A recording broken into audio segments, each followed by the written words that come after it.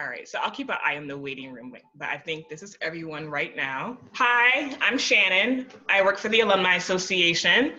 I'm part of the Riggs team. I work as the senior event manager, so we do all the great events in the building, like alumni events, of course, as well as like weddings and conferences, birthday parties, all the fun stuff. Tonight, we have lovely Carol. She is a black belt, first degree black belt, which I learned today. Yep. And another impressive thing about her, she also teaches high school math. I don't know which one is harder, high school math or becoming a black belt. Just a few house rules. Everyone is muted, as you can see, as you're coming into the room. Aside from that, I'll do a quick run through of how this will work. Carol will take over soon as the host, and she'll give a little bit of background of becoming a black belt and self-defense. And then she will share some videos with us. And after that, everyone will be able to participate and practice their moves. So you have to turn on your cameras soon so Carol can judge you. No judging. She'll critique you in a very nice way on your moves.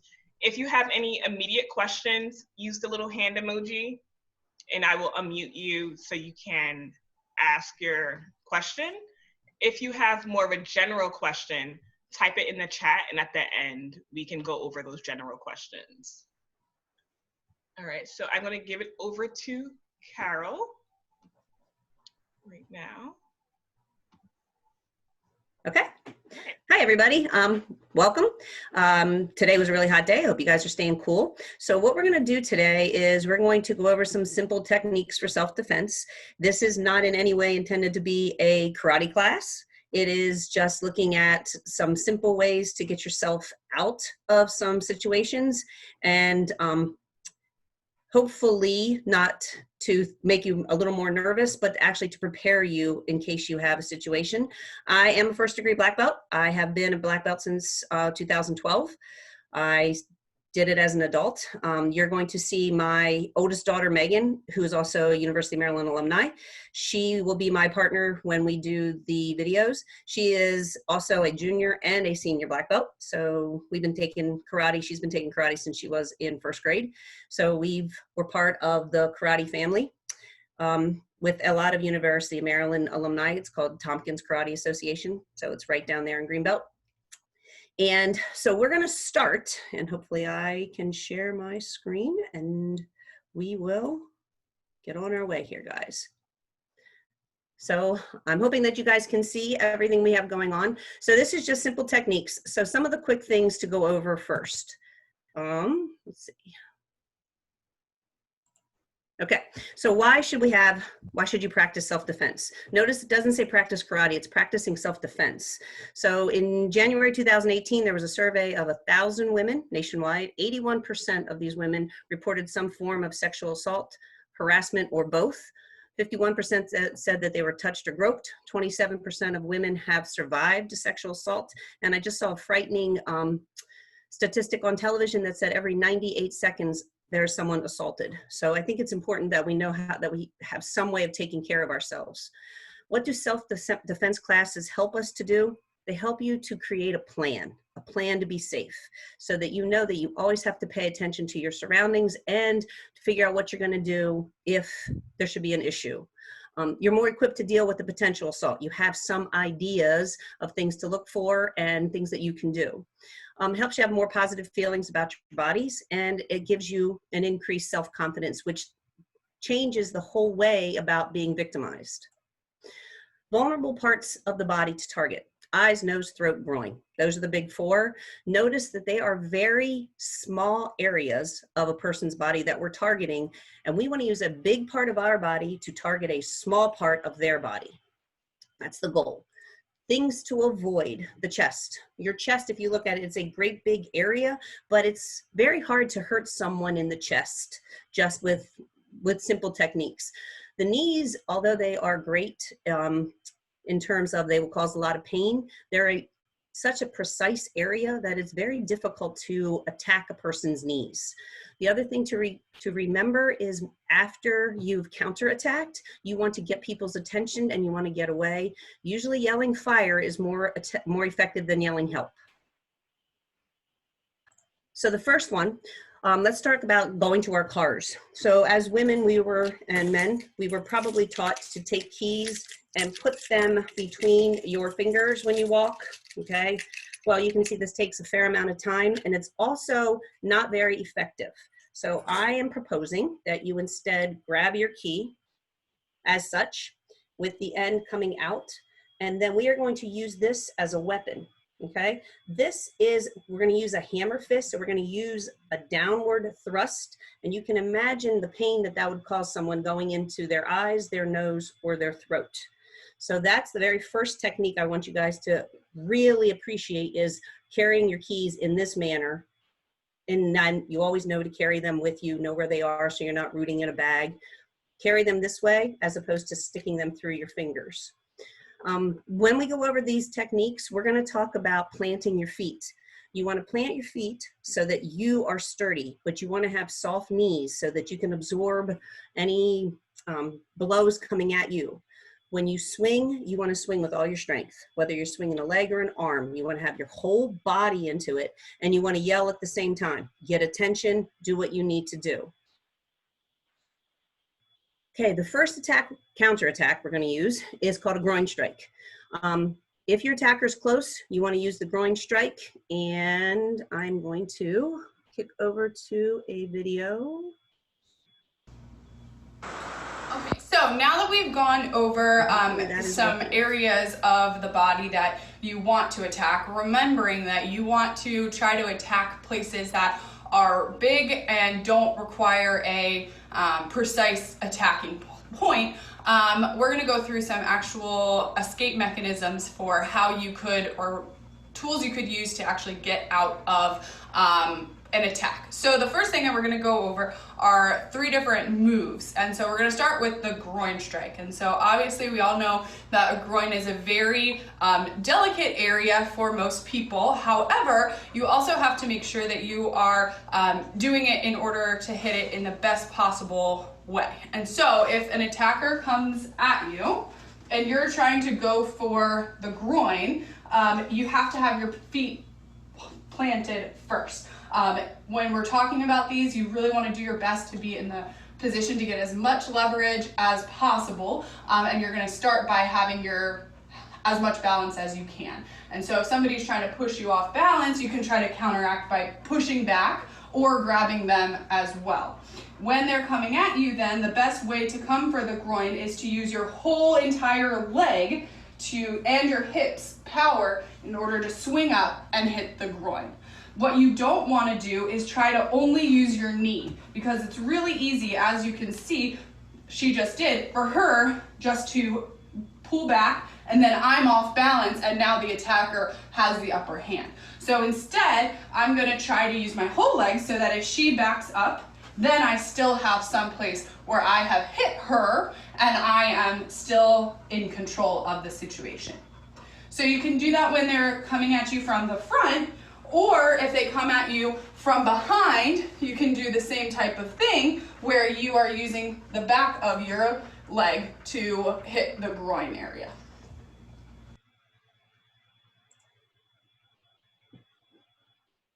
Okay, so at this point, the goal would be to have you with your partner just practice that full leg swing to make sure that you have that available to you.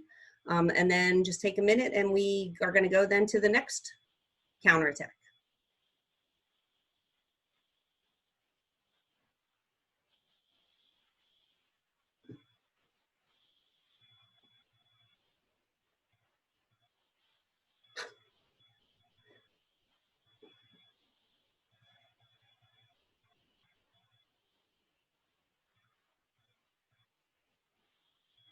Okay, somebody has no partner. Okay, if you don't have a partner, that's okay. You can just stand there and just pretend, just so that you know that you want to be using your full leg and not just your knee to come up. Okay?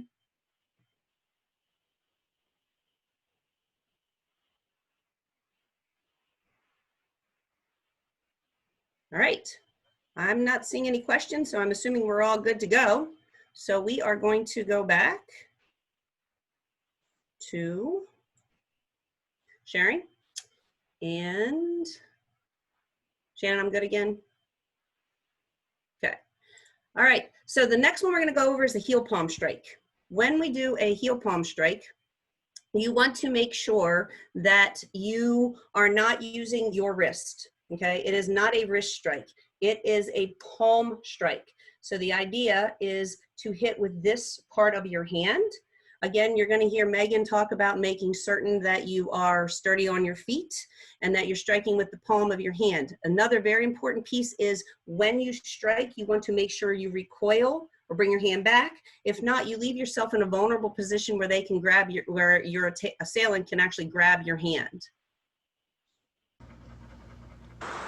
So next we're going to talk about using the palm strike of your hand. So most people think that you want to use your wrist, but actually if you look, the whole palm of your hand is bigger than, or sorry, not your wrist, just your fist. Your whole palm is bigger than your fist, and you're going to end up doing less damage to yourself if you're using your palm as opposed to your knuckles. This is stronger than this. So when you are doing a palm strike, what you want to do is you want to pull your fingers back, and you want to try to brace your wrist by pulling back as well. You don't attack like this, you're going to attack like this. So if your attacker is coming at you again, your feet are planted down, and you're going to use your entire body, including your hips, and swing through to attack. This attack is not as effective if you're going straight on. You want to go from up like this. So whether you're going up to hit the chin, you're going up to hit the nose, going up to hit the side of their face, and you can do multiple like this. You want to hit and then you want to come back, because one thing is if your hand is here and they hit, now your hand is being vulnerable to being grabbed. So you want to practice making sure you recoil quickly so that way you don't leave yourself vulnerable to more attacks. Okay, do we have any question about the heel palm strike? Make sure you lock your wrist in. Okay, that's what Meghan was saying, so that you're hitting with the palm, this part of your hand. You don't want to hit with your wrist. And if you imagine, if you don't hit with the front of your hand properly, you're also going to open yourself up to a wrist break. Using the palm, you will do less damage to yourself than any other method. Okay? Question. Then you also saw how it would work well coming up. So it goes right into the chin, right into the nose, right to a temple. Okay?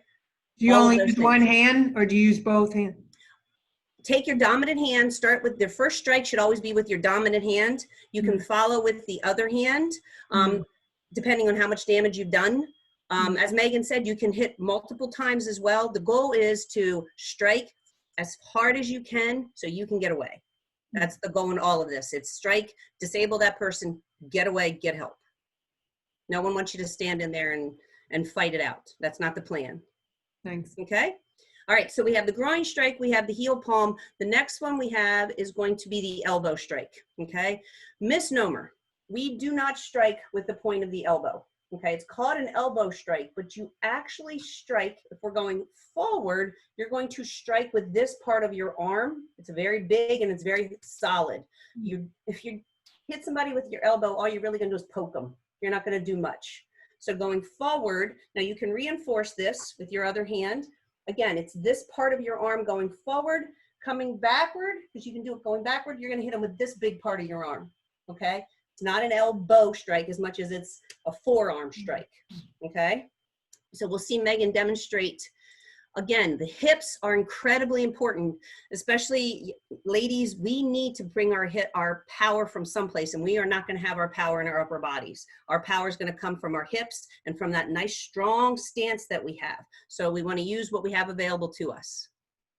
Okay, the last one that we're going to show you is your elbow strike. Now this one can be very, very powerful. Share your screen, Carol. Sorry. Sorry. I forgot. I'm watching it. No one else is. Sorry, guys. That was our first mistake of the night. Okay, here we go. As well as because this is just a naturally hard part of your body that it can hurt a lot. When you're doing an elbow strike, you are not aiming with the tip of your elbow. Whether you're going this way or whether you're going this way, you're aiming with this part of your elbow or this part of your elbow. So the goal is for this to hit or this to hit. It's not straight on. And that's something, if you think about it, this is a small target, so it's really easy to miss. This is a lot bigger. So even if you are, let's say you're aiming for the neck and you miss somehow and hit with this, that's still more effective than if you hit with this and then you miss and you're going like this. So there's two ways to do your elbow strike. The first is with the front of your elbow, where you are going, they're coming at you, you're gonna swing back and you're going to hit with this, again, this part of your forearm, let's say. So you can use that to hit the temple or the side or even underneath. You're wanting to hit multiple times, as many as you can, recoiling, but as you see, this is not going to leave you as vulnerable because it's harder for somebody to grab the elbow than it is for them to just grab the wrist. This is also easy to do in close attacks because you can kind of move around as much as possible in short areas. Now, if somebody is attacking you from behind, you can also throw the elbow and hit with this back part like this. You want to have your feet planted as much as you possibly can. So if somebody has you up and are grabbing you from up, you want to kick them or do something to distract them in order to get them to put you down. You also want to make sure that you're using those hips as much as you possibly can. So if you're free and you're just trying to distract or disorient in order to run away, then you can load your hips and go back as such, and then of course run away. So your hips are going to be a very powerful tool in order to get power into your moves, whether it's from this or from this. You do not want to just rely on your hands and your range of motion of your shoulders. You want to rely on the range of motion of your whole body, which is going to come from your hips. Questions about elbow strikes? Once we get off, you guys will probably want to practice some of these just so you can feel how your hips will get into the whole movements. Okay, I saw something about if you're shorter, where should you attack? It depends on how short you are. Ribs break very, very easily. So you can always go after a rib. All right, so those are the three different counterattacks. The next three things that Megan and I are going to show you are how to get out of three specific attacks. One specific attack, let's just see where we go here, is the bear hug. Bear hugs, people like to grab people in bear hugs. I don't know why, but the bear hug, it's important to create a distraction in order to get out of a bear hug. So you can stomp a foot on their foot, you can, kick them in the back of the shin, something that gets a distraction to make them loosen up their arms. Okay, so we are going to go to sharing our screen and we will take a look at how to get out of a bear hug. Okay, so next we're going to demonstrate three different grabs to help you get out of. So the first is going to be what we call a bear hug grab, where somebody's going to come up from behind you and grab you like this. Now the immediate reaction might be a little bit disorienting, especially if they knock you off balance or they're picking you up in the air. So if somebody attacks like this, I'm going to actually step into it. The worst thing to do would be to kind of freak out and go backwards, because now they have more control. So I'm gonna lean into it and I'm gonna step forward.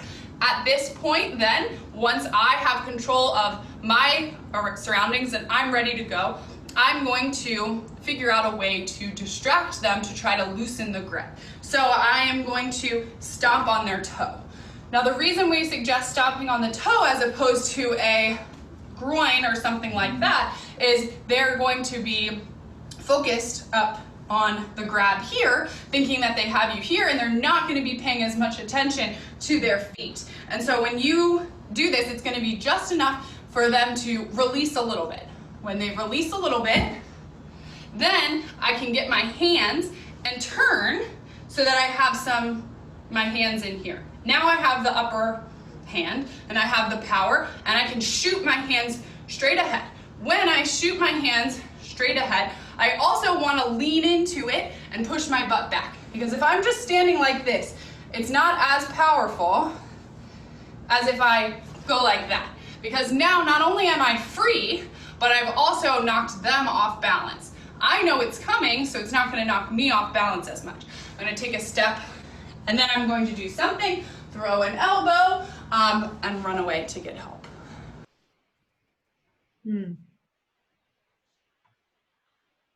Okay, if you have your partner and you want to give that one a shot, by all means, take a few minutes and try to do that guy.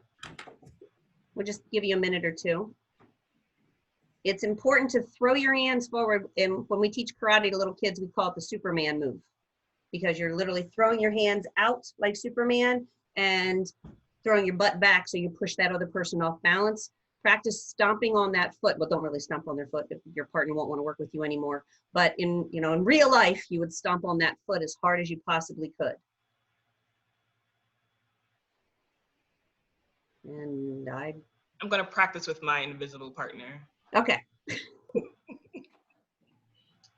So, stomping, twisting, and shoot them forward. I look back. There you go. Yep. All right. Perfect. Got it. When do I get my black belt? Use your hips. Got it. Okay, how did that go? Everybody okay? Yeah. Did you get out? All right. The next one, we're going to keep going. Everybody back? Everybody ready? All right. The next one we have, I'm going to share first this time. I got it now, is the headlock. Okay. Headlock, people come up from behind you and wrap you literally around the head. So that's our next attack here. And a headlock escape. So when somebody comes up and grabs you around the head like this, the number one thing you want to focus on is not getting into this position and trying to avoid being choked. So the way you do this is by actually turning into your attacker. And I know some of these things sound a little bit against what you think you would do, right? Because initially you want to try to figure out how to get free. But really, before you're trying to figure out how to get free, you got to figure out how not to choke. And so when you turn your head into your attacker, now their pressure is on the side of your neck as opposed to the front, and you can breathe again. And so that's a really good place to be.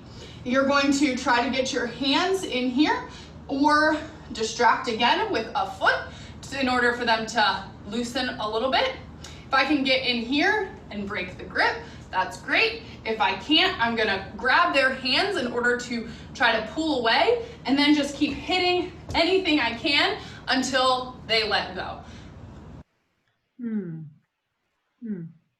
So one of the things I would add to what Megan said there is clearly the very first thing you want to do is turn into them. Does everybody understand the difference that'll make with them, the pressure you're going to have on your neck if you turn into it? They can't choke you in here because they can't get around it. When their hands are busy, both of their hands are busy because they got you in a headlock. If you take your outside hand and do a chop, I'm going to have to stand up, underneath to the groin, that'll spin you and you'll be able to get out as well, okay? Follow up with a second strike and get out of there. Anytime they're holding you with two hands, that means the rest of their body is completely vulnerable. So that's important to remember. The bear hug, the headlock, their hands are busy. So you have opportunities to do something else as long as you don't panic. And you can see it's very awkward to turn into it because your gut says I want to get away from them, but when you turn your head out, you're actually giving them more of your windpipe to choke you on. Okay? So you want to make sure you make that big turn. You guys want to take a minute, just kind of practice holding on and then making that turn, and then using that outside hand to the groin. We do have one question from MT. In that position, why wouldn't you strike the groin? Yeah, exactly. Megan was focused on getting the hands away and trying to use the heel palm strike. She was just focused on that. So knowing that I was going to add to that, hit him in the groin. but turn your head first, because if you make them angry and you don't get that groin strike in as much as you wanted, they can really bring it in on that neck and choke you even further. So make sure you turn your head first. That is the first step. Get that head turned so you're not choking, you're not as vulnerable.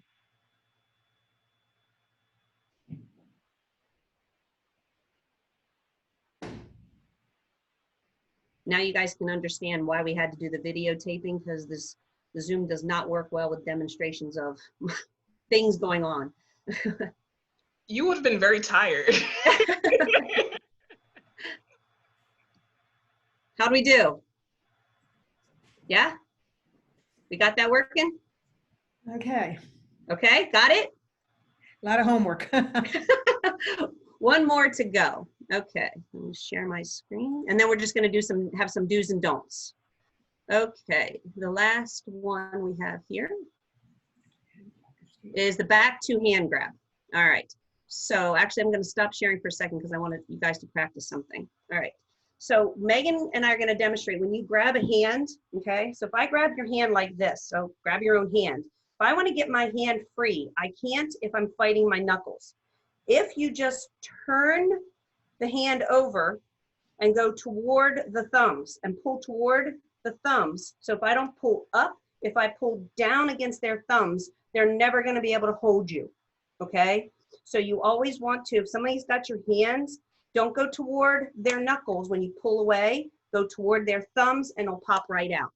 Okay? Megan's going to make sure you see this, and I want you to practice that because it's really important. It's the very first step in getting your hands away from anything, is to go to the thumbs, not to the back of the hands. Okay, so we'll go back to sharing.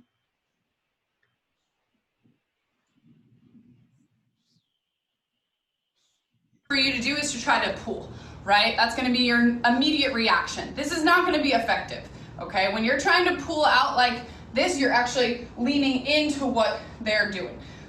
But the solution, in order to get your hands out, is really simple.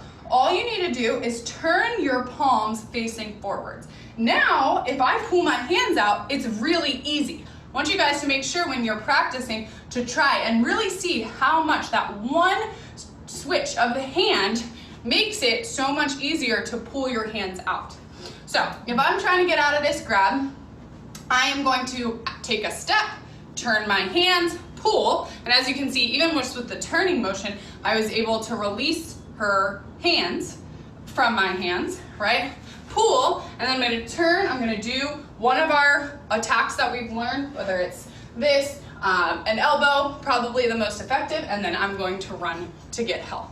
So for this one, also applies anytime you're trying to get out of even a one-hand grab, like with this hand, some sort of one-hand grab. If I just turn my wrist instead of pulling, it's going to help me get my hand out. So always remember to turn your wrist. Or where the thumb is. That's what we teach them. Okay. Okay.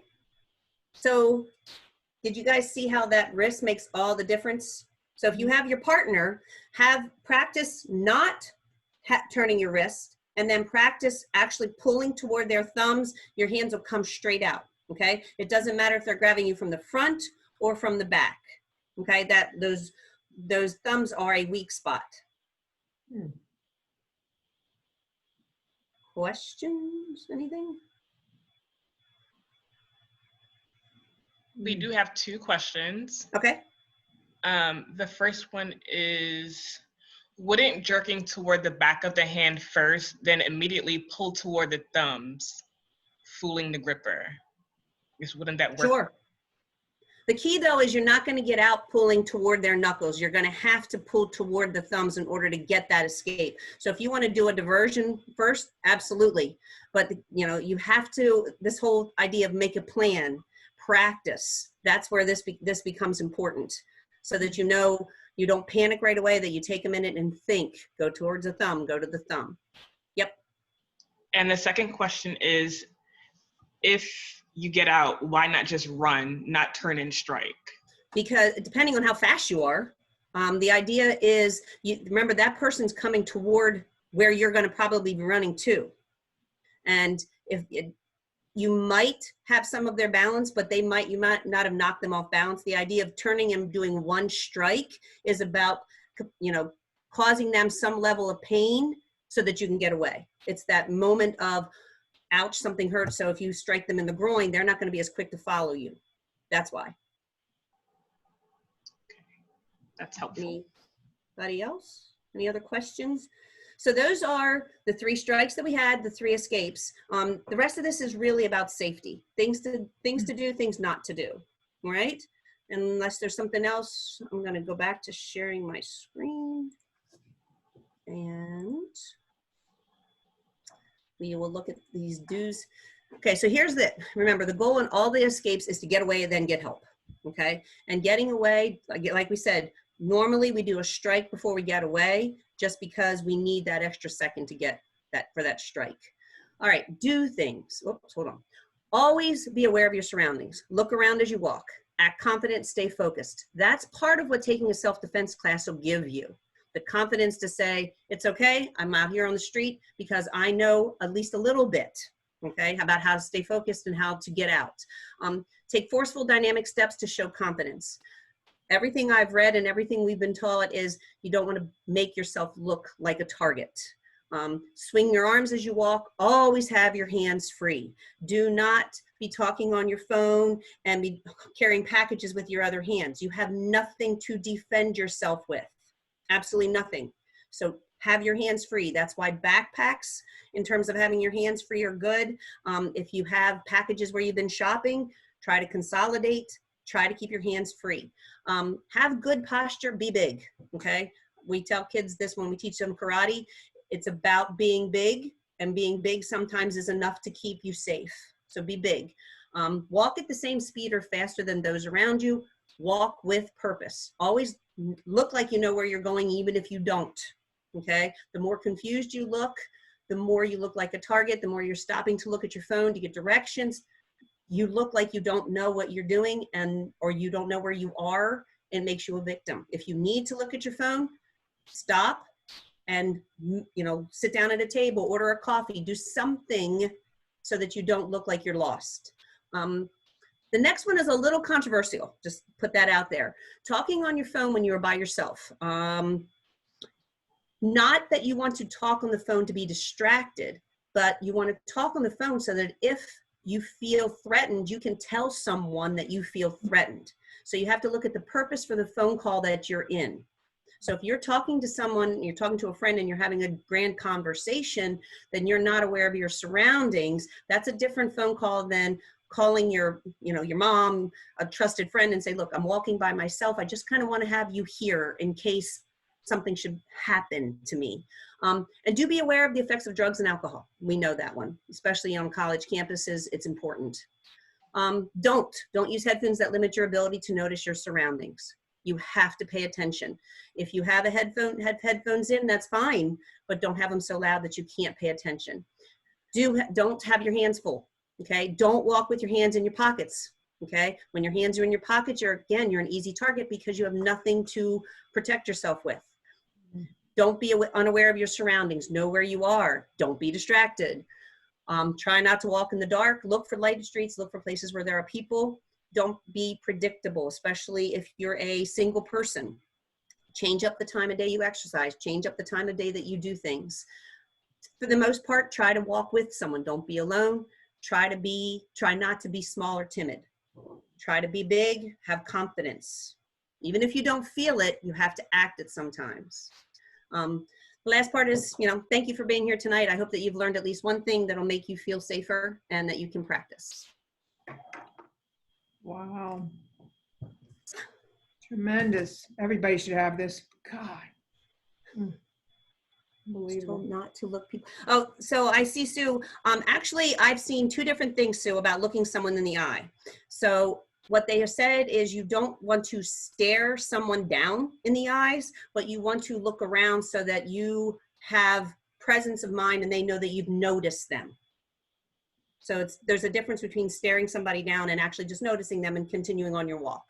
So that's what I've been able to read about the looking at someone.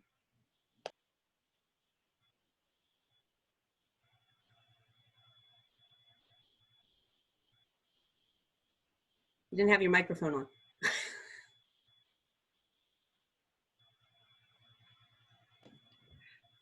Is it even feasible or crazy to carry a whistle?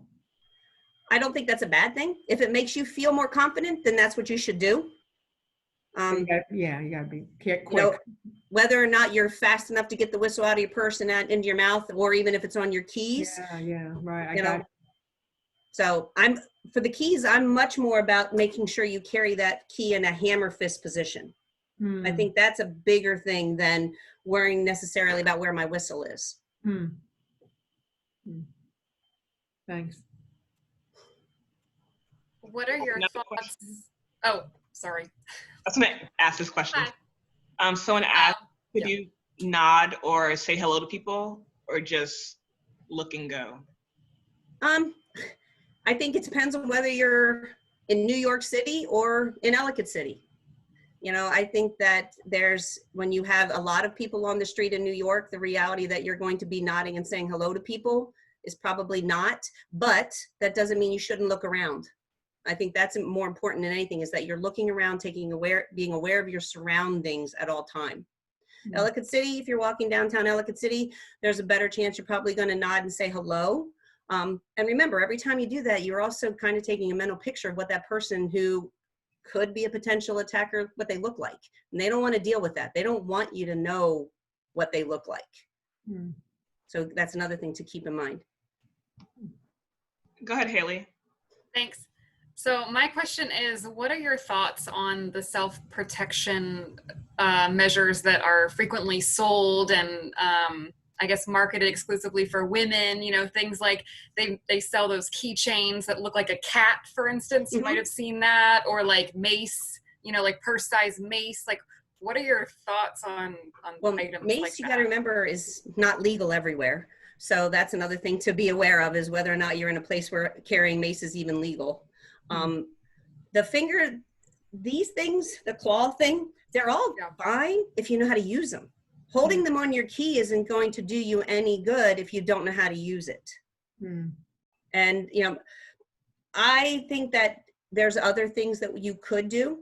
But that being said, if having the bear claws on your keys is what gives you the confidence to walk up straight and feel like you have it and to be bigger instead of smaller, then put the bear claw on your keys. Because a lot of it is about your body and whether or not you look like a victim or not. Because if, you know, you guys know the whole thing about if your door is locked versus your door is open. People, they're going to check your door. If your door is locked, they're going to keep going. If your door is open, you've just invited them in, so to speak. It's the same idea. If you're walking with purpose and you're big and you're bold and you look confident, they're not really going to want to mess with you. They're looking for a much easier target than that. Thank you. Sure. Any other questions? I missed in the beginning, sorry. Can you hear me? Sure. Where do you, if you have those keys, where do you hit them? Anywhere. So if I had my key like this and I'm in a hammer fist and they're coming at me, that's a great, go straight for the eye and bring down. Because if you aim for the eye and you come down, you had the whole face that you can cause damage to. Okay. Or if you go on the side, hit high in the neck and drag it down. So you don't want to go in and out as much as you want to go in and then drag it down. Might be a much better target for you. I have 2 questions from the chat. Someone asked, is mace legal in Maryland, DC, or Virginia? I don't know if you know that. I don't carry mace, so I don't know. Google that on your own time. Sorry. I got nothing on that one. And the other question, is it better to scream fire or help? Most people respond to fire. When someone says help, people just kind of look to see what they're talking about, because kids yell help for no reason. You know, they fall down, they yell help. You know, people yell help for different reasons. I think everything that I have read and everything that I've been taught in my karate classes is yelling fire is a much more immediate reaction than help. And that's kind of a sad commentary on what goes on, but we're all about getting help we need. So if yelling fire, and also when you yell fire, people tend to react faster to, you know, pull the fire bell, do something that's going to cause a ruckus, as opposed to the help, which may or may not.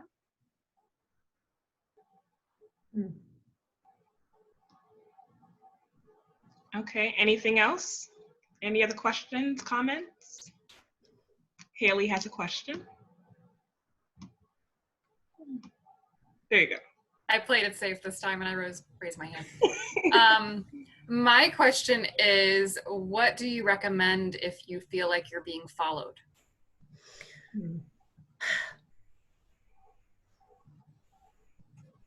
So one of the things I think, Haley, if I were being followed, I would I'd be on the phone and I would call someone immediately and say, I feel like I'm being followed.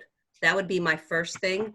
The other thing is, if you're on one side, I mean, if you feel like you're in a crowd of people, talk to people, stop somebody, go into a shop, do something, go be more around people. If you're the only person on the street, first, I think you have to just confirm that you're being followed. So probably one of the first things I would do is cross the street and start going the other direction and see if that is enough to determine that. But I think at that point, your cell phone is probably your best thing. Second thing is, if you feel like you're being followed, follow some of the techniques. Make sure your hands are available. Get your keys out. Get yourself prepared for what potentially could be happening. And then hopefully it's not. Thanks. Sure.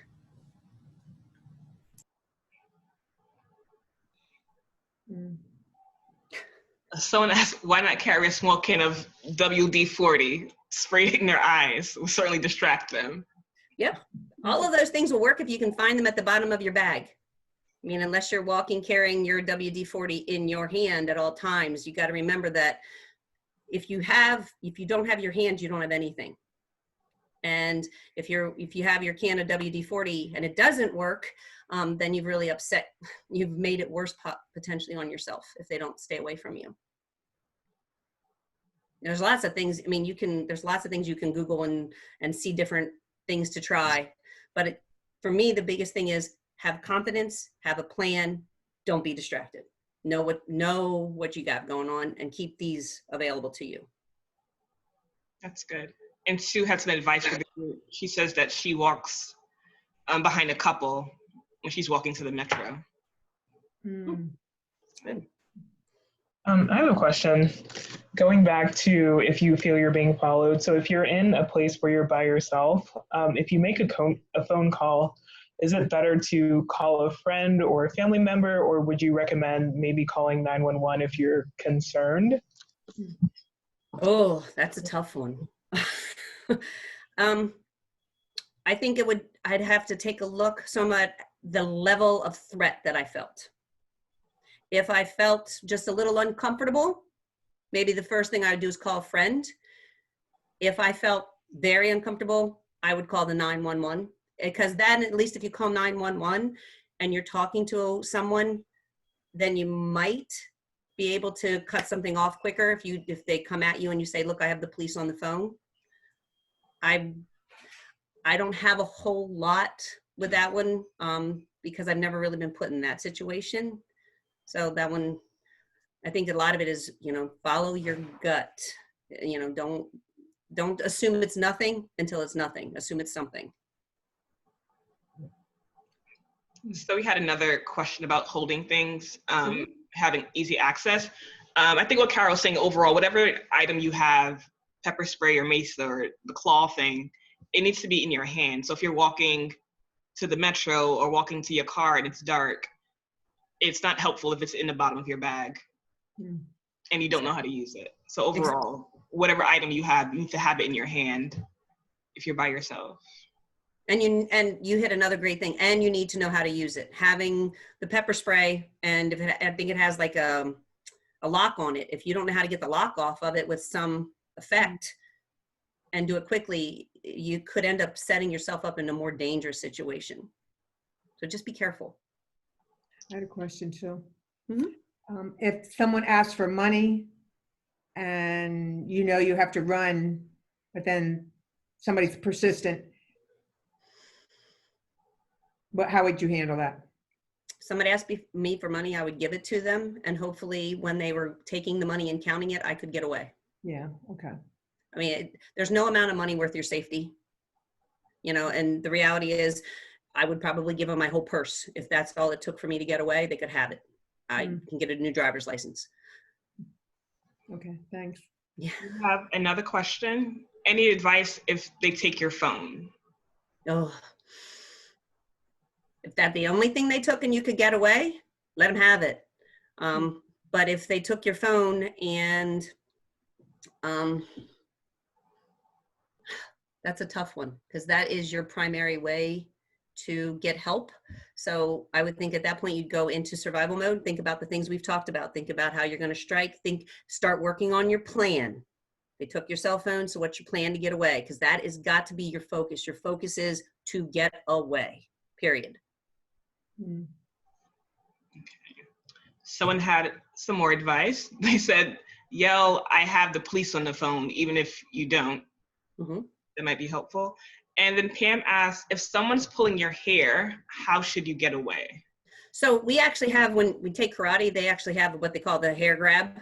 And basically, if you just run, your hair will fall out, it will grow back, but it's not, having someone hold your hair is not a reason to not escape. We do ones where people grab you from the back and you actually turn around with them holding that grip, that piece of your hair, you turn around and just pop them in the head and, you know, punch them in the face and get out. Okay. So having your hair, you're going to have to sacrifice it and it's going to hurt, but that's not, don't let them have you just because they have your hair. Mm. These are great questions, everyone. Yeah, you guys are awesome. Things I need to think about for the next time. All right. Anything else before we wrap up? Okay, let's all say thank you to Carol with happy fingers. Thanks, guys. Any of these online, these tips from you? Some of them I gathered and just put a bunch of from different places and then from my karate instruction as well. And I think that they're recording it. So I think Shannon's got some things that she can help you with as well. Okay. Yes, we can Thank share you. this later. And the last two things in the chat, someone said, should you drop money accidentally and run? You When they could look at the try cap? that. Remember that dropping money, they're still faster than you. You haven't done anything to keep them from chasing you. And that's the whole idea behind a strike of some sort. You know, unless they just take your purse, your money and run, then you're good. But dropping it, I would be careful doing that you don't make them more upset. Okay. And the last thing, this will be our last question, everyone. Someone asked about using a weapon like a gun, but I don't think that's something, that's not part of the self-defense No. for today. And No. I think you have to look into what your state allows. And I think you have to look at your comfort level. That would never give me a level of comfort, truthfully. Sorry. That would make me more nervous than anything else. Oh, I'm sorry, Lynn. She was saying if the attacker has a gun. Oh, like, oh. Sorry. Okay. If the attacker has a gun, the idea is to survive. So I think you have, at that point, you do what you can to guarantee that you survive and you'll deal with everything else on another day. Sorry, guys. That's kind of a downing moment to leave on. This was great. It was very good. Very helpful information. Everyone, make sure you keep an eye on the schedule. We have tons of events every week. And again, thank you so much, Carol, for joining us today. Thanks, guys. All right. Thank you. Bye. Bye.